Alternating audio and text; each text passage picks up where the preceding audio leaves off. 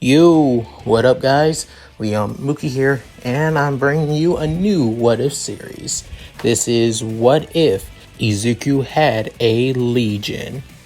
This is part 1, and honestly, I'm just gonna be straight up with you guys. I don't expect this What If to be popular whatsoever. Hell, if anything, this is just like something I'm just doing for fun. I don't plan on trying to make this a full-time series like the others are. So yeah, hope you guys can understand that. Also, the story of Astral Chain is basically a merger of futuristic, post-apocalyptic JoJo bizarre adventure with the story of Evangelion as its core. So yeah, I'm not going to do a lot of things with, Astral Chain's story. I'm just going to put in certain characters, certain plot points, and certain reasons on why Izuku and chimeras are basically part of the My Hero Academia world. And that's it. I'm not going to go into depth in that crazy clusterfuck of a story. But what am I expecting? This is a platinum game after all. So yeah. Also, Izuku will have a twin sister in this What If as well, if you guys have played Astral Chain, about the two protagonists of the story being twins after all. So yeah.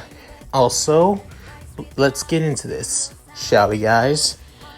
During this time, in the world of My Hero Academia, quirks began manifesting, with basically tons of people rallying, basically saying on what's normal and what's abnormal, with soon rising power of this new superhuman society being the man known as All for One. With this, he began taking, stealing, and growing the original organization known as the League of Villains. With that, during this time, all around the world, small meteors from space began falling from the sky of the planet. While these meteors are not big enough to destroy the planet as a whole, they began releasing gateways to another plane of existence known as the Astral Plane. Through this, creatures known as chimeras began lurking around the world. But however, the only problem is chimeras cannot be seen by the naked eye and cannot be touched by normal means in the way. However, they can be attacked and beaten by those with quirks, even though quirk users cannot truly see them at all. With this is during the time when heroes began to truly appear, as they would protect the innocent from not just the chimeras, but also from villains as well.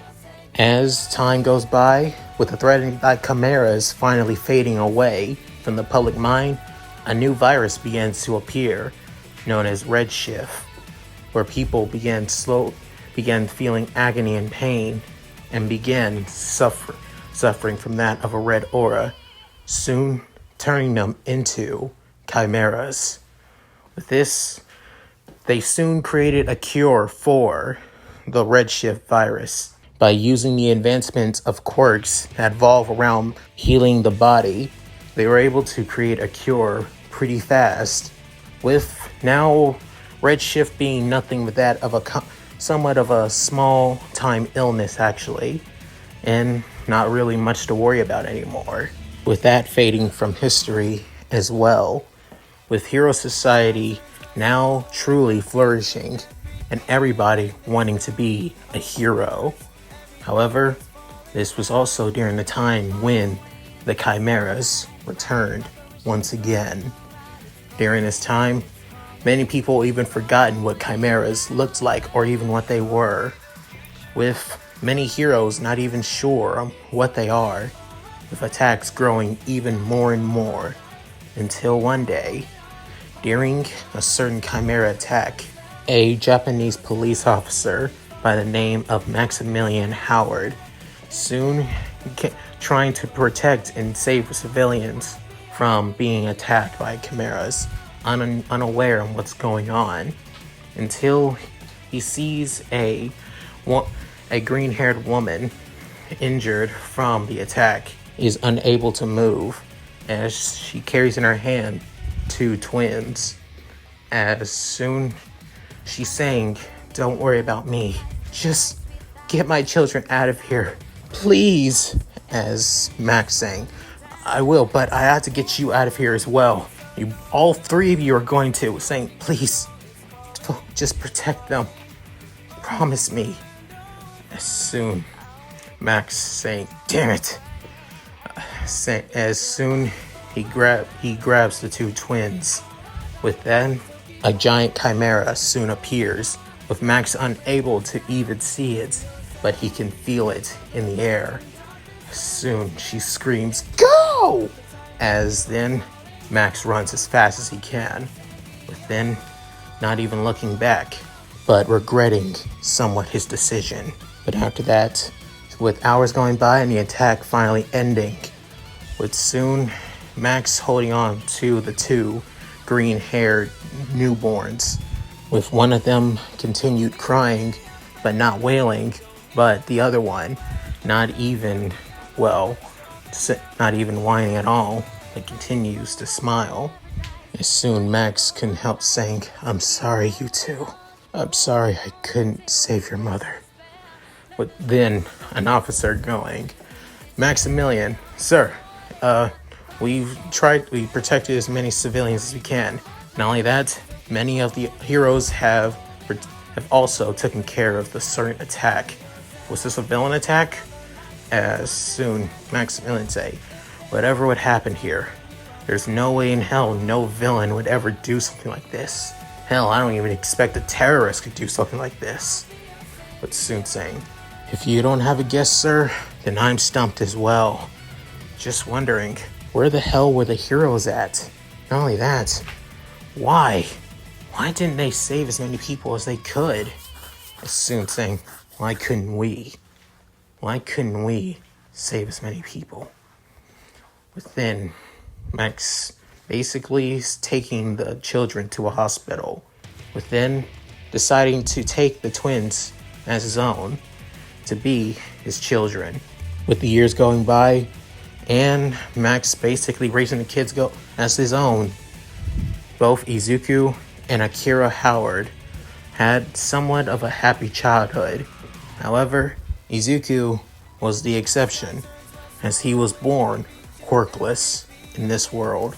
However, his twin sister, Akira, actually had a quirk, that of a pyro quirk, known as Cinder, which allowed her to manipulate fire and even eat fire.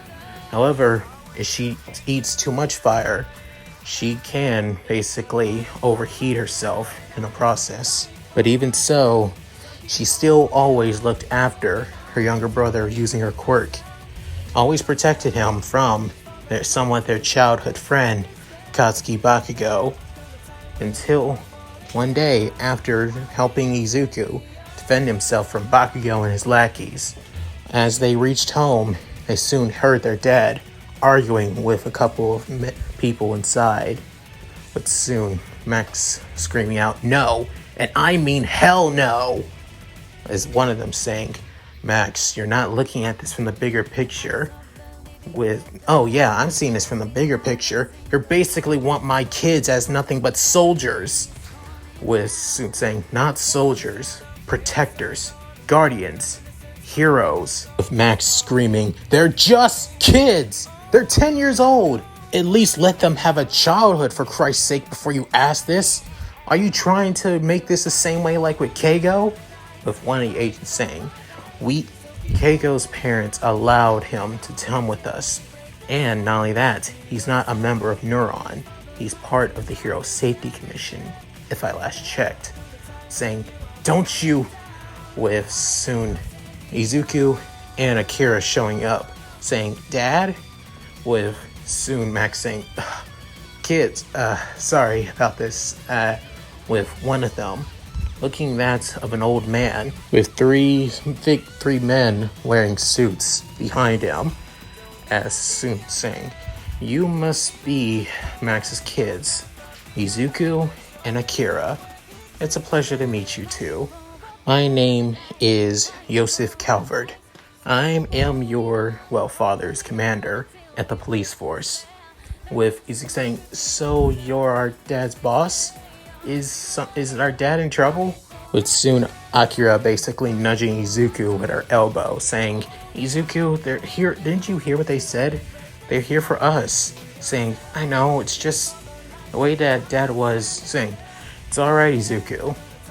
With soon both Izuku and Akira, they sit next to their dad, with soon Yosef asking both of them if they want to join with Neuron, as Max still refuses this.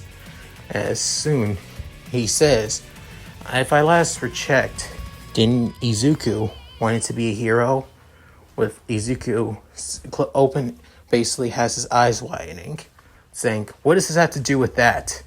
Saying, "I also found out that he was deemed quirkless about a couple years ago when Akira awakened her quirk alongside everyone else during their classroom and friends.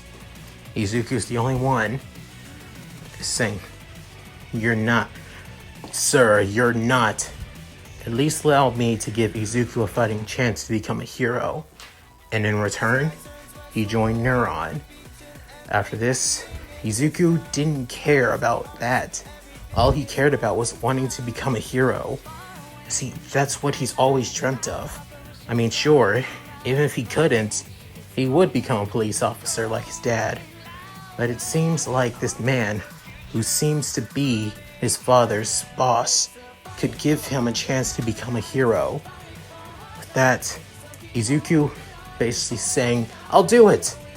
With soon Max saying, "Izuku," saying, "But Dad, he said he could." I know what he's saying, but what he's telling you is basically he's asking you to give up your childhood, a chance for you to be a normal kid. I know it's rough being quirkless, and still, at least have a chance of a normal life. If you choose this, you won't." Saying, "Max, I'm not that cold-hearted. Izuku will still have a normal life. He'll just be training while in between that. He can still go to school, still have friends, and still have time off.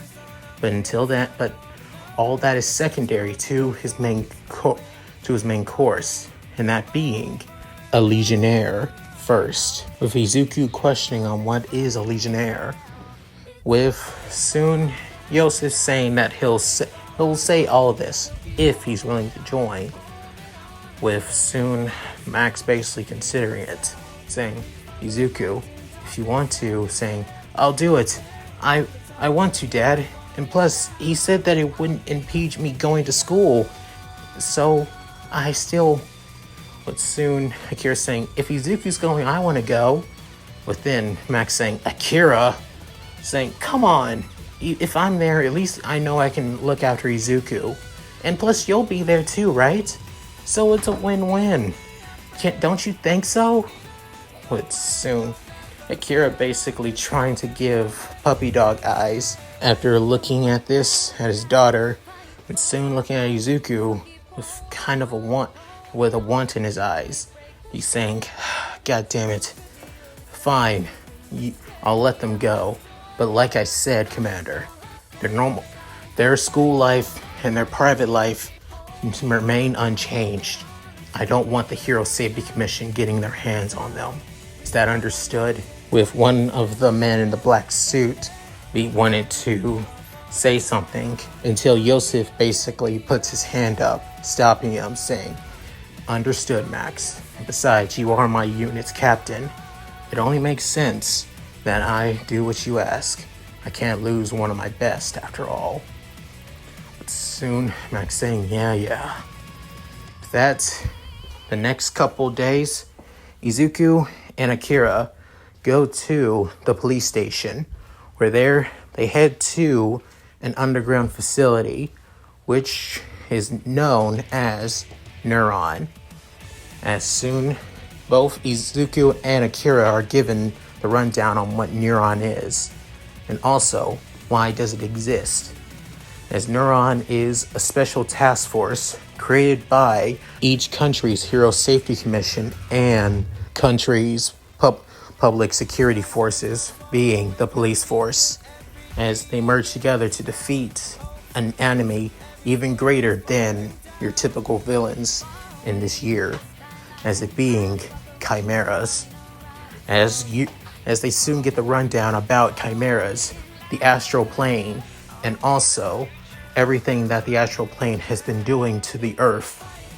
The first being the emergence of chimeras, the redshift virus, and even now more powerful chimeras that are able to withstand quirks, especially with only powerful emitter type quirks are the only thing that are able to stop chimeras without a certain chimera being a legion.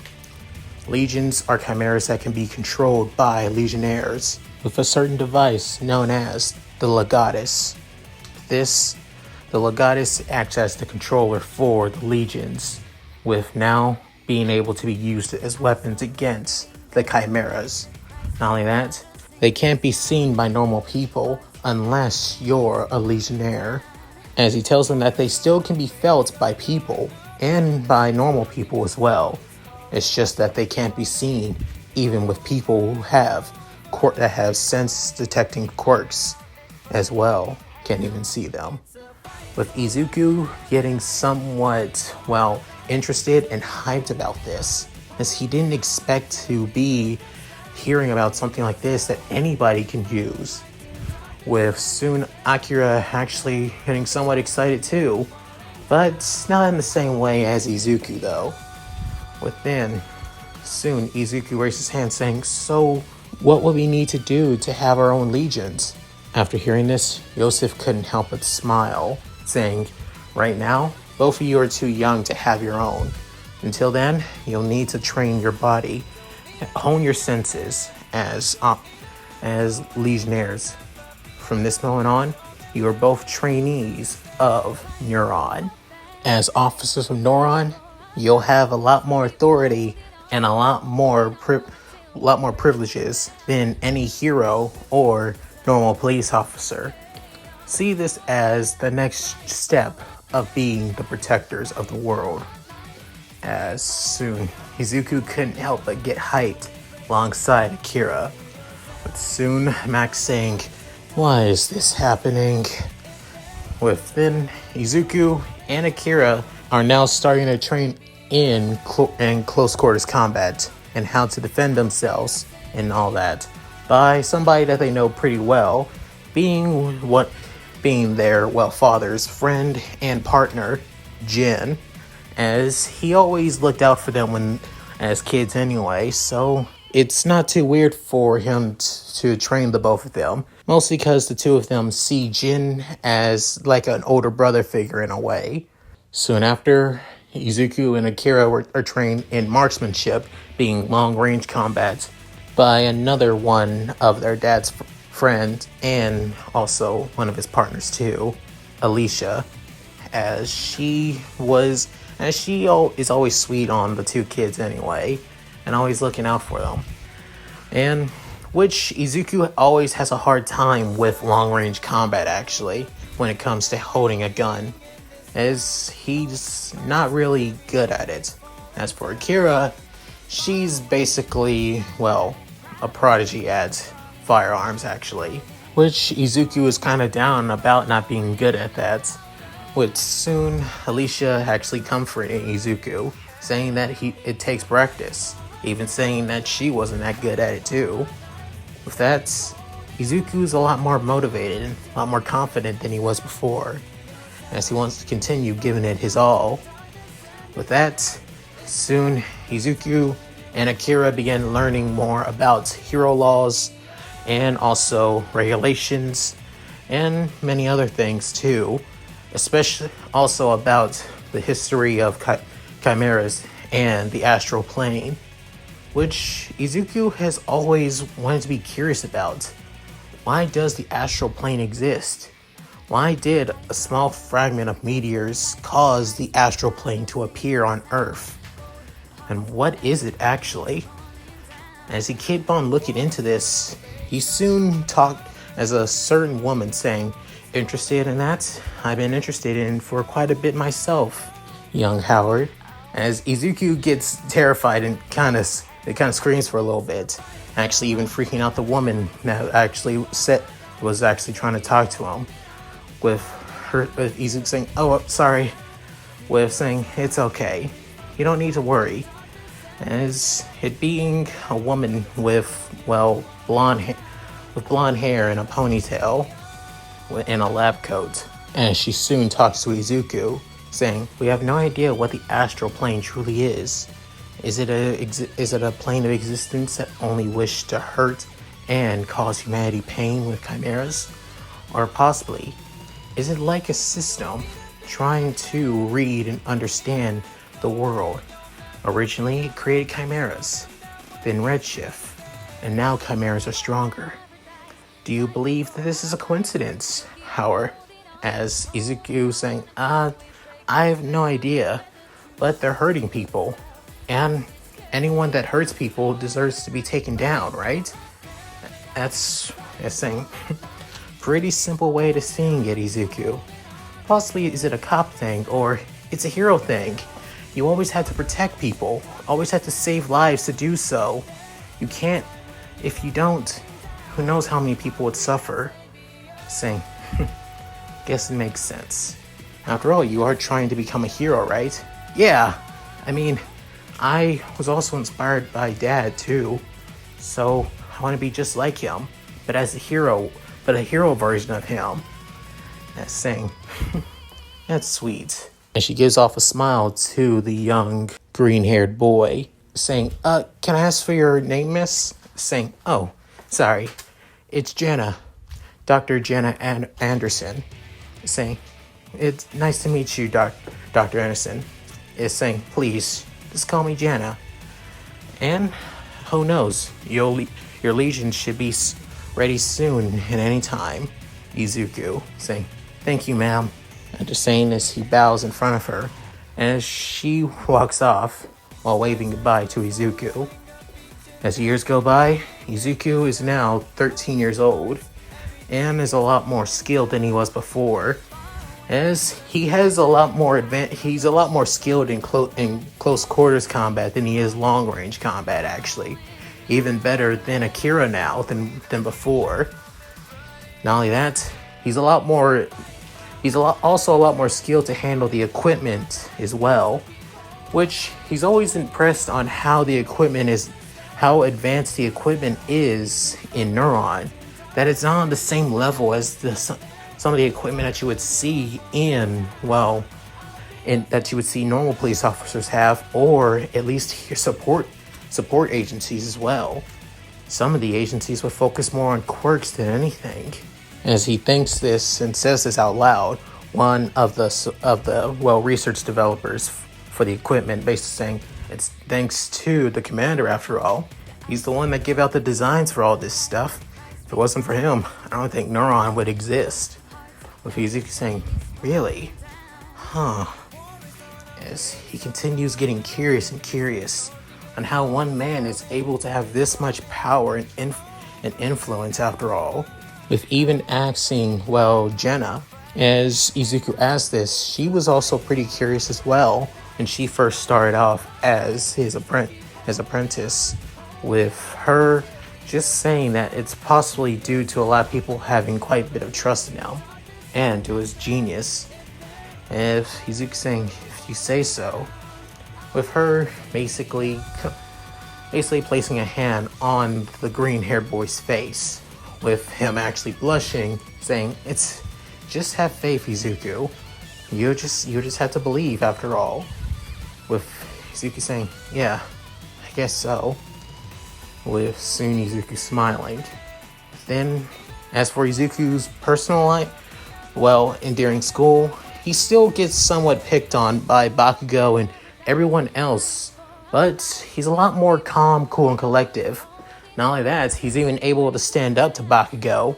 Not able to win any fights, though. He's still able to hold his own, and that's all that truly matters.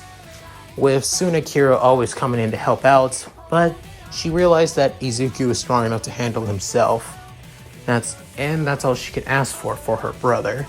1 year has now passed, and Izuku and Akira are now 14 years old. with now having a mastery in combat, tactics, strategy, information gathering, and many other things, into being a legionnaire.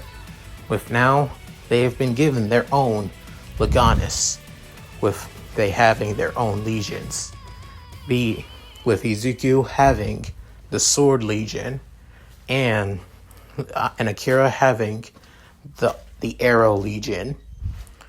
With Izuku actually is hyped for this, as he now has the power to finally become a hero, to become something he always wanted to be. That Izuku was truly happy. However, all that changed when he found out that Jenna disappeared with no trace whatsoever. That Izuku actually was saddened that one person that he thought of as a mentor and someone like a mother figure actually was gone. Just like that. And not only that, without a trace. There was no sign of a villain attack, no sign that she was kidnapped. Basically, no nothing whatsoever. That's Izuku was actually saddened for the past couple of weeks or so, even through being on his first day in junior high. And that's it. Thank you guys for watching. Hope you enjoyed the video. Please tell me what you guys think in the comments below. I'd love to read them. Also, like I said, I don't think I'm going to plan on doing this as a mainstay series. This is just for a little shits and giggles, that's all. But if this video gets a lot of, well, attention, if this video can get up to at least like 2,000 views and also up to, or probably up to 100 likes, then I'll probably start the next part in the next couple of weeks or so. But if not, then I'm probably just going to do this whenever I want, because personally it's not one of my mainstay series. So yeah, sorry guys, but not sorry at the same time. Also, look in the description below to see my Discord and also my gaming channel, if you guys feel like it. Anyways, with all that said, this is Mooky, signing out. Later guys.